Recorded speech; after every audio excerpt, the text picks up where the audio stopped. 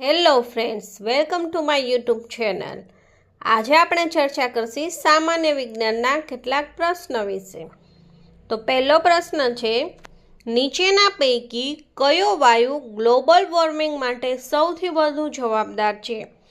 એ carbon dioxide, B methane, C nitrous oxide અને D sulphur hexafluoride. તો આપણો જવાબ છે ડી સલ્ફર હેક્ઝાફ્લોરાઇડ। બાકીના carbon dioxide, methane, nitrous oxide એ બધા ગ્લોબલ વોર્મિંગ માટે જવાબદાર તો છે, પણ સૌથી વધુ જવાબદાર સલ્ફર હેક્ઝાફ્લોરાઇડ છે। CRISPR ટેકનોલોજીનો ઉપયોગ શામાં થાય છે? એ પ્રોટીન ઉત્પાદન, બી જીન એડિટિંગ, સી હોર્મોન ઉત્પાદન અને ડી DNA પરીક્ષણ। તો એમાં જવાબ આવશે બી જીન એડિટિંગ। ત્રીજો પ્રશ્ન, માનવ મગજનો કયો ભાગ સંતુલન જાળવવા માટે જવાબદાર છે? એ સેરિબ્રમ, બી સિરિબેલમ, સી મેડુલા, ડી હાઇપોથેલેમસ। તો જવાબ આવશે બી સિરિબેલમ। પ્રશ્ન 4, સૂર્યપ્રકાશના સંપર્કમાં આવે ત્યારે કયું વિટામિન શરીરમાં બને છે? A vitamin A, B vitamin B12, C vitamin C અને ડી વિટામિન ડી। તો જવાબ આવશે ડી વિટામિન ડી છે આપણા શરીરમાં જાતે બને છે, વિટામિન ડી બાકી શેમાંથી મળતું નથી।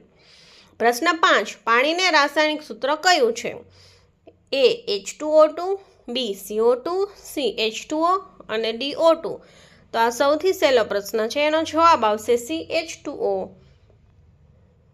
પ્રશ્ન 6, જેમ્સ વેબ સ્પેસ ટેલિસ્કોપ મુખ્યત્વે કઈ કિરણોનું નિરીક્ષણ કરે છે?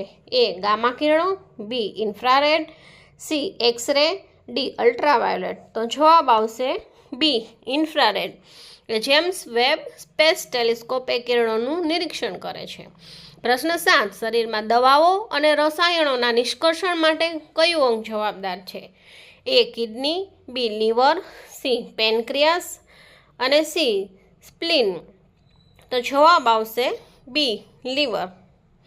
પ્રશ્ન 8, વિદ્યુત પ્રવાહ માટેનો એસઆઈ એકમ શું છે? A volt, B ampere, C ohm, D watt. તો સાવ સહેલો પ્રશ્ન છે, એનો જવાબ આવશે બી એમ્પિયર।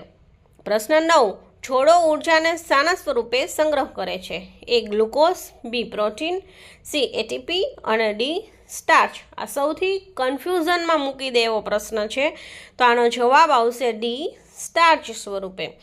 એનર્જી જે છે એ એટીપી સ્વરૂપે, પરંતુ છોડની અંદર સંગ્રહ એનો છે એ સ્ટાર્ચ સ્વરૂપે થાય છે, પછી એડીપીનું એટીપીની અંદર રૂપાંતર થાય છે।